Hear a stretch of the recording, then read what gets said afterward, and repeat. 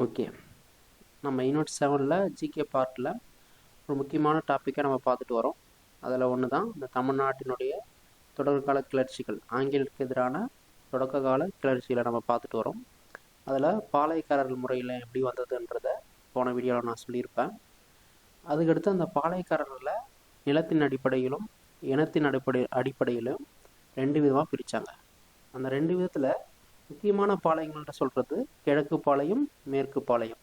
இப்போ அந்த மேற்கு பாளையத்தில் இருக்கிற பாளையக்காரர்கள் ஆங்கிலேயருக்கு எப்படி எதிர்ப்பு தெரிவித்தாங்க அப்படின்றத பார்க்க போகிறோம். அந்த மேற்கு பாளையத்தில் ரொம்ப முக்கியமான நபர் பார்த்திங்கன்னா பூலித்தேவர். அந்த பூலித்தேவர் எப்படி வந்து தோற்கடிக்கப்பட்டார் அப்படின்றத பற்றி நம்ம இப்போ பார்க்கலாம். ஓகேங்களா? ஆற்காடு நவாப்னு ஒரு கேரக்டர் இருக்குது.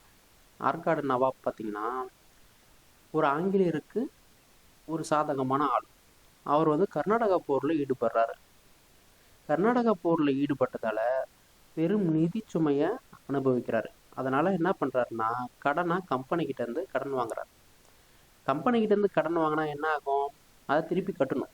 திருப்பி கட்ட முடியாததால் கம்பெனிக்கு என்ன பண்ணுறாருன்னு சொன்னால் வரி வசூல் செய்யக்கூடிய உரிமையை கம்பெனிக்கு கொடுத்துட்றாரு.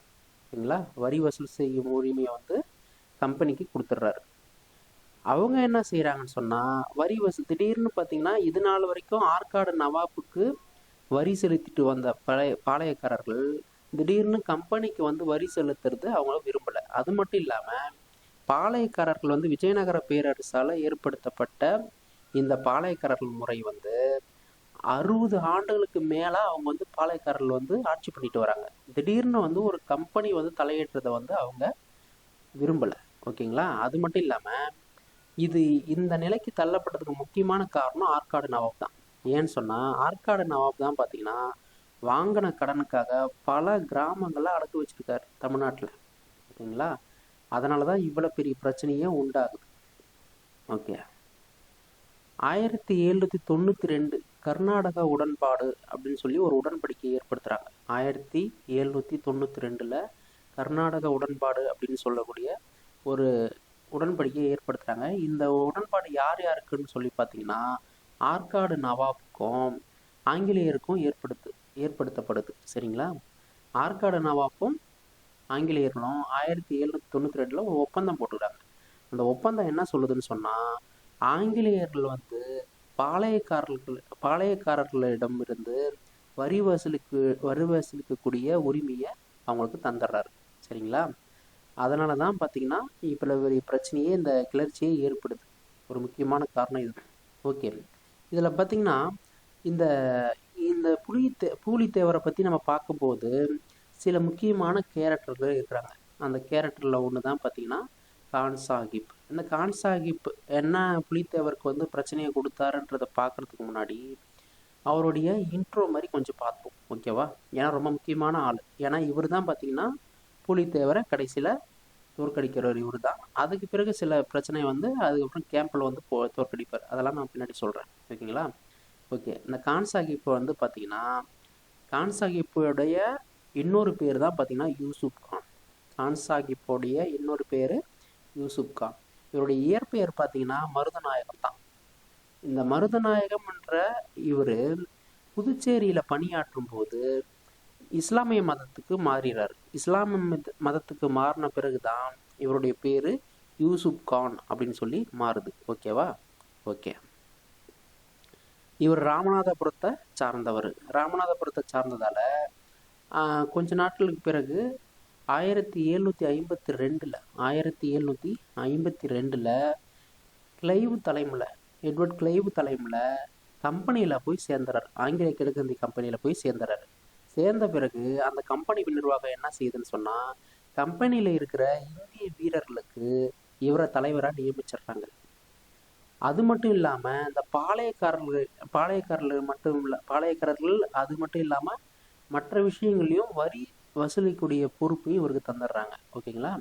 அது மட்டும் இல்லாமல் இவருடைய முக்கியமான ஒரு முற்றுகை பார்த்தீங்கன்னா திருச்சி முற்றுகை. இந்த திருச்சி முற்றுகையை பார்த்தீங்கன்னா 1752 இவர் வந்து கம்பெனியில் சேர்ந்த அந்த ஆண்டுலேருந்து 54 வரைக்கும் நடந்தது இந்த திருச்சி முற்றுகை. ஓகேங்களா? இது ரொம்ப முக்கியமானது அவரை பற்றின சில விஷயங்கள்ல.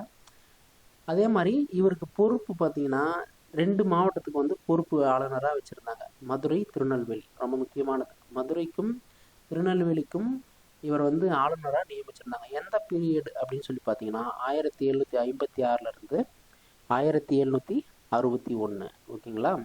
1756லேருந்து 1761 வரைக்கும் மதுரைக்கும் திருநெல்வேலிக்கும் இவர் ஆளுநராக இருந்தார். ஓகே. ஹைதர் அலி ஹைதர் அலின்னு ஒரு கேரக்டர் இருக்குது. அந்த ஹைதர் அலி கூட இவர் சண்டை போட்டு அவரை தோக்கடிச்சு சோழவந்தான் சோழவந்தான் அப்படின்ற பகுதியை வந்து கைப்பற்றார். ஓகேங்களா? இது ஒரு முக்கியமான அவருடைய ஒரு வீரத்துக்கு ஒரு பறைசாற்ற ஒரு விஷயம். அதே போல மதுரையில் இவர் ஆளுநராக இருந்தபோது நெசவு தொழிலை ஊக்குவித்தாரு. மதுரை கோவிலில் வழிபாடு தொகைன்னு சொல்லுவாங்க. அந்த வழிபாடு தொகையை வந்து அதான் சொல்கிறேன், மதச்சார்பற்ற தன்மையில் மதச்சார்பாக இருக்கிற மாதிரி இல்லாமல் மதச்சார்பற்ற தன்மையில் கொடையாக வழங்கினார். ஓகேங்களா? ஓகே. அதே போல் இப்படி நல்லா போயிருந்தவரை ஒரு காலகட்டத்தில் என்ன ஆச்சுன்னு சொன்னால் ஆங்கிலேயரில் வந்து இவர் என்ன பண்ணுறாங்க, ஆற்காடு நவாப்க்கு வந்து நீங்கள் வந்து பணி செய்யுங்க அப்படின்னு சொல்லி ஒரு உத்தரவு போடுறாங்க. இவர் இதுக்கு வந்து பிடிக்கல. அதனால் இவரும் கிளர்ச்சியில் ஈடுபடுறாரு. ஓகேங்களா? இதுதான் அவருடைய கொஞ்சம் இன்ட்ரோ. ஓகே. இப்போ நம்ம முக்கியமாக கேரக்டர் நம்ம உள்ளே நுழைய போகிறோம்.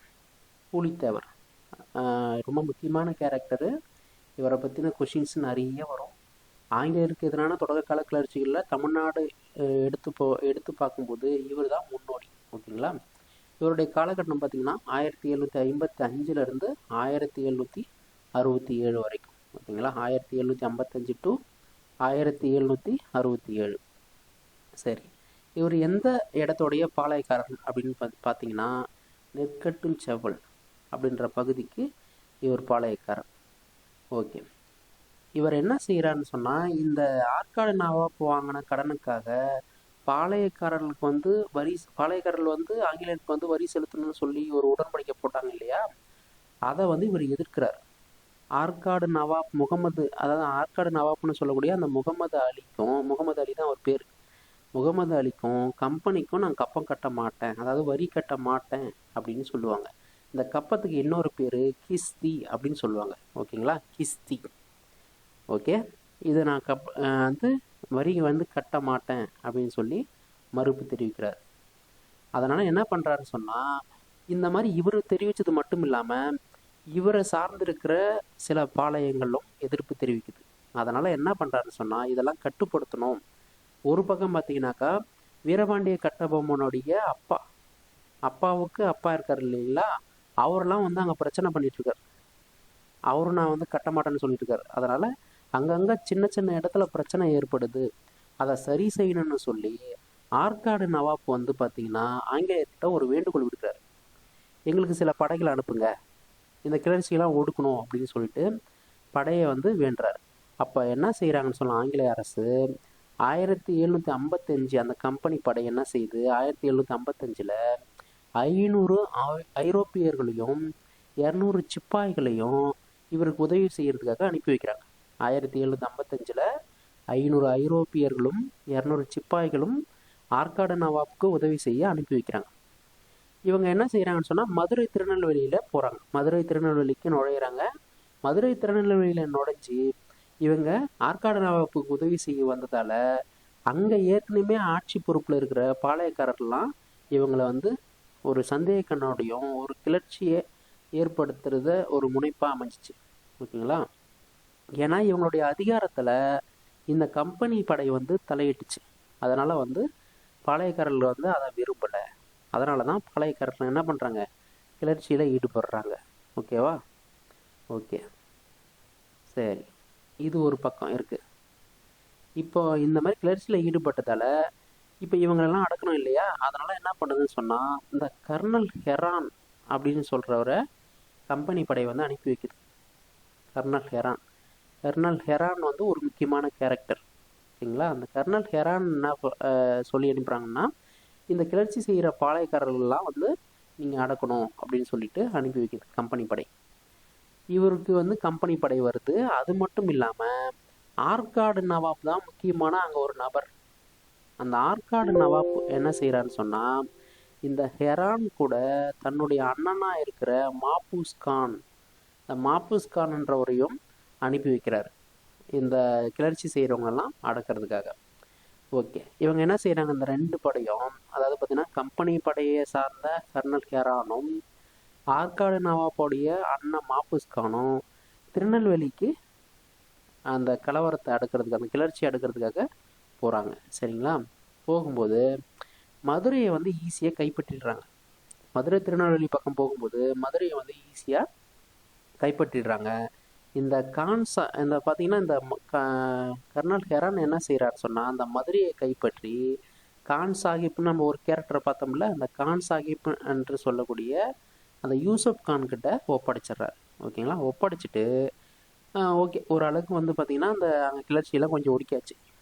ஹெரான் பார்த்தீங்கன்னா ஊர் வந்து திரும்பலாம், திருப்பி வந்து நம்ம ரிட்டர்ன் போகலாம் அப்படின்னு சொல்லி வந்துட்டுருக்கார். வரும்பொழுது அவர் ஹெரானுக்கு பார்த்தீங்கன்னா ஒரு ஆர்டர் வருது, புலித்தேவரை வந்து நீங்கள் அடக்கணும் அப்படின்னு சொல்லி சொல்கிறாங்க கம்பெனி படை. ஆனால் கர்னல் ஹெரான் என்ன செய்கிறாருன்னு சொன்னால், ஏற்கனவே அவருக்கு நிறைய பிரச்சனை. ஒன்று பார்த்தீங்கன்னா பீரங்கி படை வந்து அவருக்கு தேவைப்படுது, இன்னொன்று ஊதிய பற்றாக்குறை, அங்கே வந்திருக்கிற வீரர்களுக்கு ஊதியத்தை கொடுக்க முடியல. இதெல்லாம் அவர் கருத்தில் கொண்டு என்ன பண்ணுறாருன்னு சொன்னால், இந்த நேரத்தில் வலிமையான அந்த பூலித்தேவரை நம்மளால் தாக்க முடியாதுன்னு சொல்லி அவர் உணர்ந்துக்கிறார். உணர்ந்ததால் தாக்குதலை கைவிட்டுறார். தாக்குதலை கைவிட்டுட்டு மதுரைக்கு திரும்பி போகிறார். ஓகேங்களா? மதுரைக்கு திரும்பி போகும்போது கம்பெனி வந்து அதை ஏற்றுக்கல. அவரை என்ன செய்யுது, நீங்கள் நாங்கள் சொன்ன ஆர்டரை வந்து ஒபே பண்ணலன்னு சொல்லி அவரை பணியிடை நீக்கம் செஞ்சிருது. ஓகேங்களா? இதுதான் கர்னல் ஹெரானை பற்றின முக்கியமான ஒரு தகவல். இப்போ முதல்ல இவர் தான் வந்து ஆற்காடு நவாபுடைய அண்ணனோட சேர்ந்து எதிர்க்கிறாரு, பூலித்தேவரை எதிர்க்கிறாரு. எதிர்க்கிறதுக்கு வலிமை இல்லாதால பின்வாங்கிறார். பின்வாங்கினதால இவர் என்ன பண்ணுறது, கம்பெனி நிர்வாகம் அவங்கள வந்து பணியிடை நீக்கம் செஞ்சிருது. ஓகே, இன்னொரு ஒரு கேரக்டர் இருக்குது பார்த்தீங்களா, இந்த மாப்புஸ் கான். அதாவது பார்த்தீங்கன்னா ஆற்காடு நவாப் முகமது அலியோட அண்ணன் இருக்கார் இல்லையா, அவர் என்ன பண்ணுறாருன்னு சொன்னால், நான் போகிறேன் அப்படின்னு சொல்லி தனியாக அவர் போகிறார். போகும்போது நவாப் என்ன பண்ணுறாருன்னு சொன்னால், வந்து புலித்தேவருக்கு வந்து அதிகமான படைபலம் இருக்கிறதால நவாப் வந்து கூடுதலான படையை அனுப்புகிறார். கூடுதல் படையை தன்னுடைய அண்ணனுக்கு சாதகமாக அனுப்புகிறார். ஓகே, மாப்புஸ் கான் திருநெல்வேலிக்கு போகிறார். திருநெல்வேலிக்கு போனால் கம்பெனி என்ன பண்ணுது, ஏற்கனவே வந்து கர்னல் ஹெரானை வந்து அவரை பூலித்தேவரை வந்து அடக்க சொல்லும்போது அவர் வந்து சில காரணங்களால் அவர் தாக்குதலையும் நடத்தாமல் வெளியே வந்துட்டார். அதனால் கம்பெனி படம் என்ன பண்ணுதுன்னா, அவங்களுடைய பங்குக்கு 1000 பேர் அனுப்புகிறாங்க. அது மட்டும் இல்லாமல் நவாபுடைய படைகள் பார்த்திங்கன்னா ஒரு 600 பேர் இருக்காங்க. 600 பேர் நவாபுடைய படைகள். அது மட்டும் இல்லாமல் கர்நாடகத்துலேருந்து குதிரைப்படையும் காலாட்படையும் யாருக்கு துணையாக வருது, மாப்புஸ் கானுக்கு துணையாக வருது. இதனால் அவருக்கு கூடுதலான பலம் ஏற்படுது. இதை வச்சு நம்ம அவரை வந்து ஈஸியாக தோக்கடிச்சிடலான்னு சொல்லிட்டு இவர் என்ன பண்ணுறாரு, மாப்புஸ் கான் பூலித்தேவரை நோக்கி போகிறாரு. ஆனால் பூலித்தேவருக்கு இவங்களுக்கு முன்னாடியே அதிகமான ஆதரவு இருந்ததால் 2000 வீரர்கள் அவர்கிட்ட இருக்கிறார். சரிங்களா? 2000 வீரர்கள் வந்து பூலித்தேவருக்கு ஆதரவாக இருக்கிறாங்க.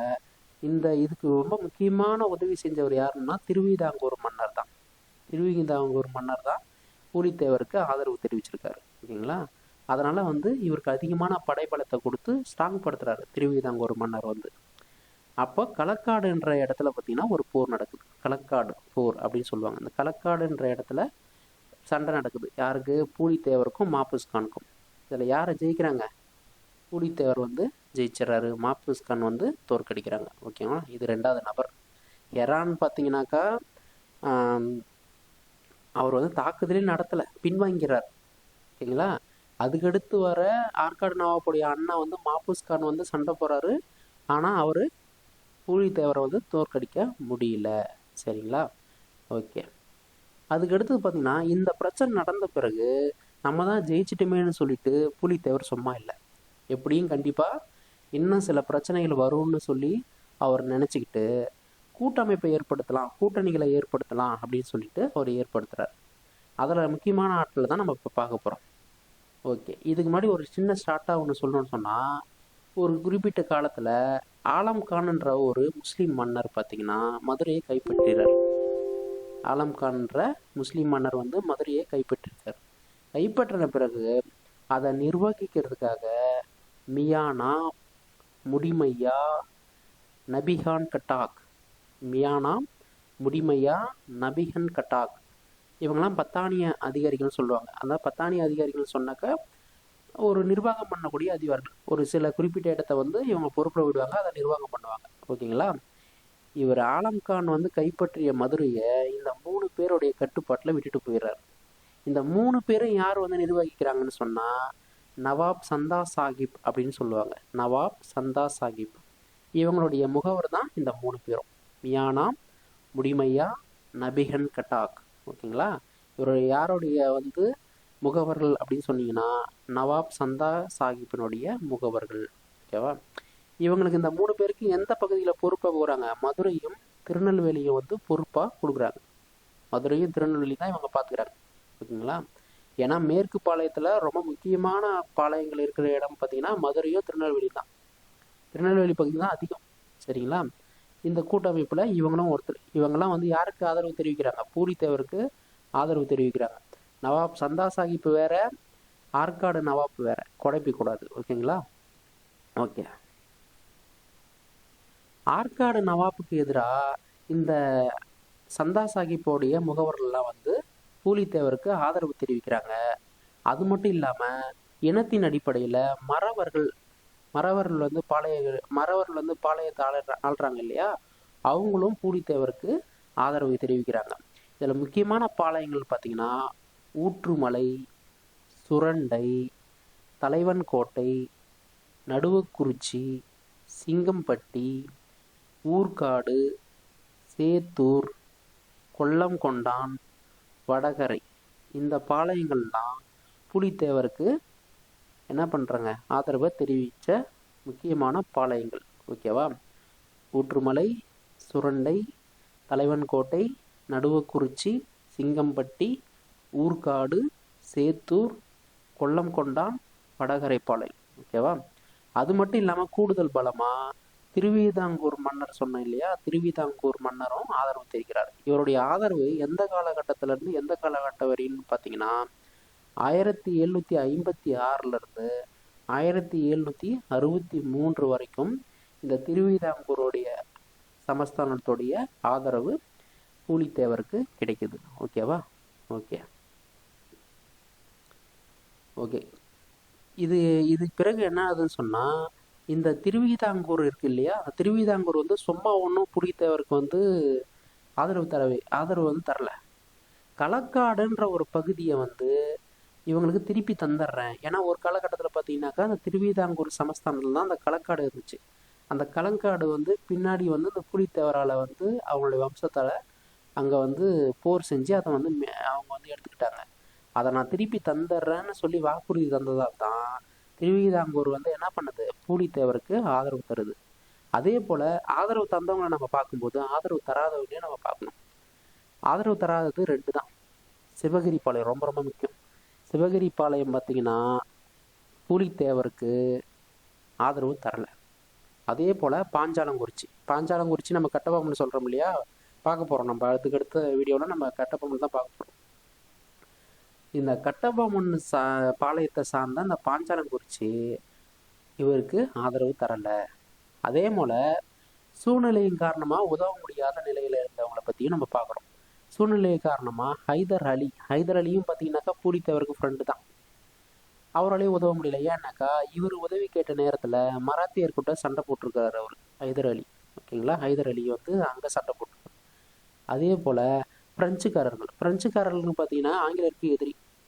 அவங்க 2 பேரும் சண்டை போட்டிருந்தால பிரெஞ்சுக்காரர்களுடைய உதவியை பூலித்தேவர் கேட்கும்போது அவங்களாலையும் அவங்களுக்கு உதவி செய்ய முடியல. ஓகேவா? ஓகே. இப்போ அதுக்கடுத்து ரொம்ப முக்கியமான ஆளை நம்ம பார்க்க போகிறோம். அந்த கான் சாஹிப்னு நான் சொன்னேன் இல்லையா அறிமுகத்தில், அந்த யூசுப் கானை பற்றி இப்போ பார்க்கலாம். அவர் என்னென்ன பண்ணார், எப்படி பூலித்தேவரை வந்து அடக்குனாருன்னு சொல்லிட்டு. இப்போ இதெல்லாம் வந்து கம்பெனி பார்த்துட்ருக்குது. ஃபஸ்ட்டு வந்து கர்னல் ஹெரான்னு அனுப்பினாங்க, அதில் ஒன்றும் செய்ய முடியல. அதுக்கடுத்தது மாபுஸ் கான் போனார், அவராலையும் ஒன்றும் செய்ய முடியல. அதுக்கப்புறம் ஆங்கிலேய படை என்ன பண்ணுதுன்னு சொன்னால் யூசுப் கானை அனுப்புது. ஓகேங்களா? ஏன்னா யூசுப் கான் தான் யார்? இந்திய வீரர்களுக்கு தலைவர். கம்பெனி படையில் இந்திய வீரர்களுக்கு தலைவர். அவரை அனுப்பலான்னு சொல்லிட்டு அனுப்புகிறாங்க. ஓகேங்களா? ஓகே. இவர் என்ன செய்கிறாருன்னு சொன்னால் எடுத்தும் கவுத்தனும் செய்யல, போயிட்டு சண்டை போடலை, உடனே கரெக்டான டைமுக்காக காத்திருக்கிறார். திருவள்ளுவர் எப்படி கரெக்டாக காலத்தை கணிச்சு செயல்படணும்னு சொல்கிறாரோ அதே போல் இவரும் போன உடனே வந்து சண்டை போடணும்னு நினைக்கல. நமக்கு தேவையான பொருள் எல்லாம் வர வரைக்கும் இவர் என்ன பண்ணுறாரு, காத்துட்ருக்காரு. என்னென்ன பொருள் இவருக்கு தேவைப்படுதுன்னு சொன்னால் பீரங்கி படை கண்டிப்பாக தேவைப்படுது, வெடிபொருள் கண்டிப்பாக தேவைப்படுது. இதெல்லாம் எங்கேருந்து வரணும் அப்படின்னு சொன்னால் திருச்சியிலேருந்து வரணும். திருச்சியிலேருந்து வரணும்னா ஏன் வந்து தாமதமாகுது அப்படின்னு சொல்லி நீங்கள் பார்த்தீங்கன்னா, திருச்சியில் ஏற்கனவே பார்த்தீங்கன்னா இந்த பீரங்கி படையும் இந்த வெடிபொருள் சம்மந்தப்பட்ட இதெல்லாம் பார்த்தீங்கன்னா ஹைதர் அலி, மராத்தியர்கள், பிரெஞ்சுக்காரர்கள், ஹைதர் அலி, மராத்தியர்கள், பிரெஞ்சுக்காரர்கள் இவங்களுக்கு எதிராக இந்த பீரங்கி படை சண்டை போட்டு இருக்குதாங்க. இவங்க இந்த சண்டையெல்லாம் முடிஞ்சாதான் எங்கே வர முடியும், இவருக்கு வந்து உதவி செய்யறதுக்கு, யூசுப் கானுக்கு உதவி செய்யறதுக்கு வர முடியும். ஓகேங்களா? அதனால் அது வரைக்கும் அவர் என்ன பண்ணுறாரு, காத்துட்ருக்காரு. ஓகே. பீரங்கி படை எல்லாம் இந்த சண்டையெல்லாம் முடிச்சிட்ட பிறகு 1760 செப்டம்பரில் எங்கே வந்து சேருது, யூசுப் கான்கிட்ட வந்து சேருது. 1760 செப்டம்பரில். இதெல்லாம் கொஷின் கேட்குறதுக்கு ரொம்ப வாய்ப்பு அதிகமாக இருக்குது. ஏன்னு சொன்னால் பீரங்கி படைன்றது ரொம்ப ரொம்ப முக்கியமானது ஒன்று. அதனால தான் வந்து அவர் கோட்டையை தகர்க்க முடியுது. ஓகேவா? அதனால் வந்து ரொம்ப முக்கியம்.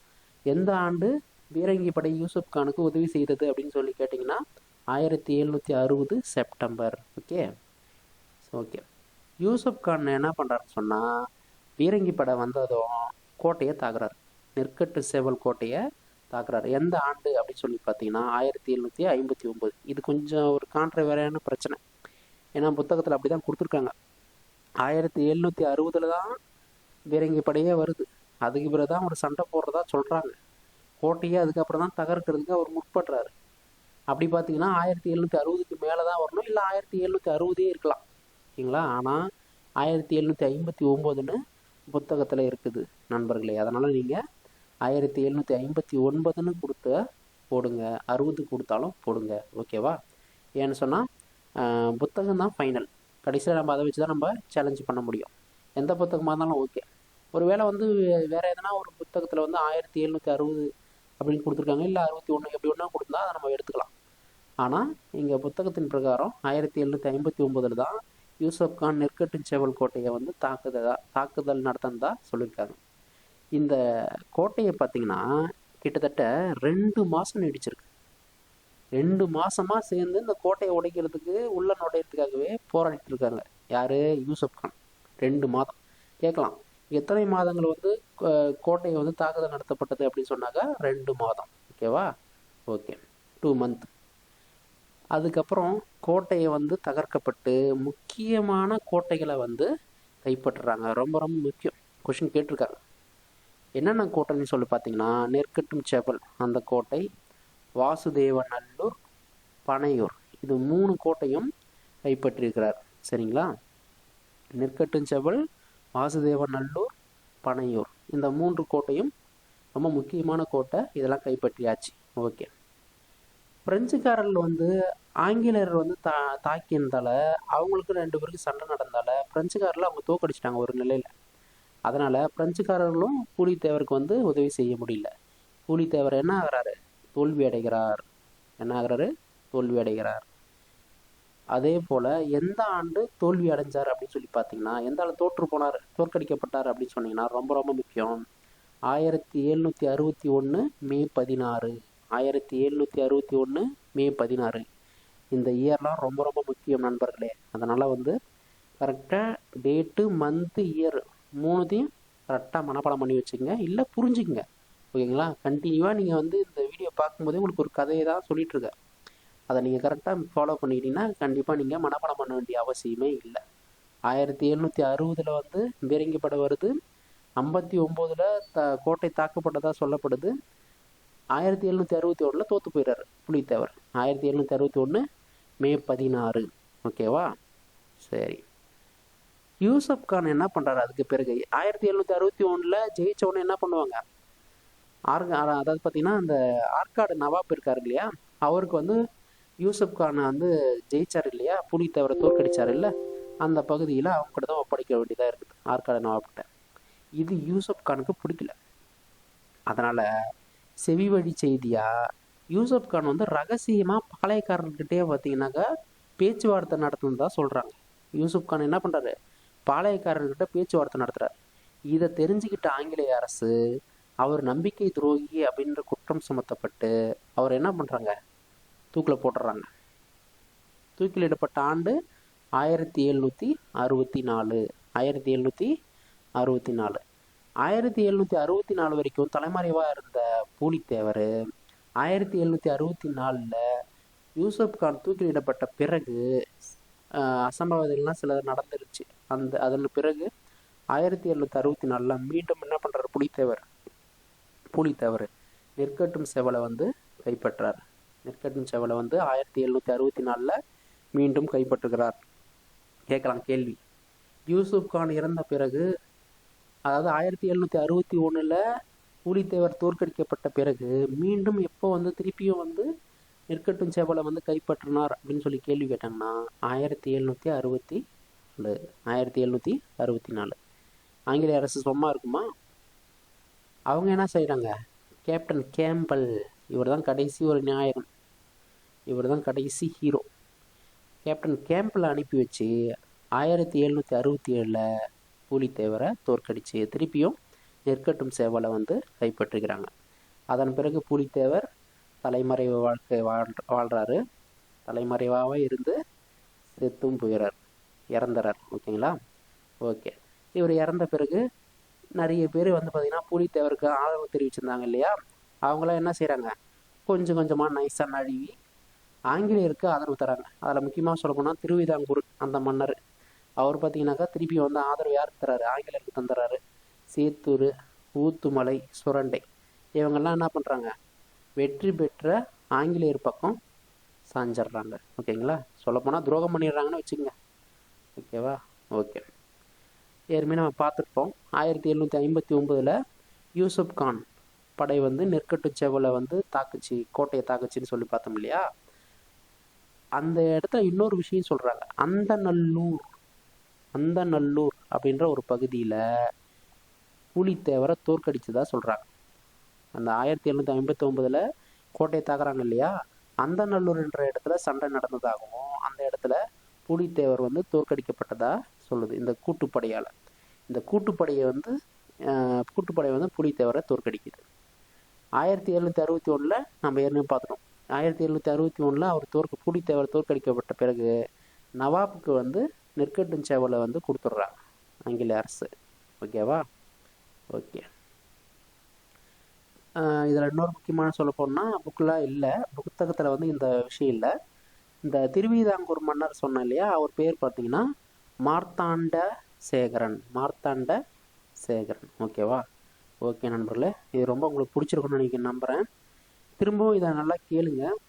புத்தகத்தில் இருக்கிறத எல்லாத்தையும் தொகுத்து கொடுத்துருக்குறேன். நீங்கள் இதை சும்மா வந்து அப்பப்போ நீங்கள் கேட்டிங்கனாவே நீங்கள் படிக்க வேண்டிய அவசியம் இல்லை. ஹிஸ்ட்ரியை பொறுத்த வரைக்கும் மனப்பாடம் பண்ணக்கூடாது, புரிஞ்சுக்கணும். புரிஞ்சிங்கன்னா கண்டிப்பாக உங்களுக்கு மறக்காது. எத்தனை தடவை படித்தாலும் புரிஞ்சு படிங்க. ஒவ்வொரு தடவை படிக்கும்போதும் திரும்ப திரும்ப உங்களுக்கு புது விஷயங்களாகவே தோணும். ஓகேவா? அப்போ தான் நீங்கள் நல்லா படிக்கிறீங்கன்னு அர்த்தம். மைண்டில் உங்களுக்கு ஒன்றுமே இல்லைன்னு நினைக்காதீங்க. கண்டிப்பாக எக்ஸாம் டைமில் உங்களுக்கு எல்லாமே கை கொடுக்கும். ஓகேவா? பார்த்து படிக்கணும், வாசிக்கணும், அதுக்கப்புறம் கேட்கணும், அப்சர்வ் பண்ணிக்கணும். நிறைய விஷயத்தை அப்சர்வ் பண்ணிக்கிட்டால் கண்டிப்பாக நம்மளால் வெற்றி பெற முடியும்.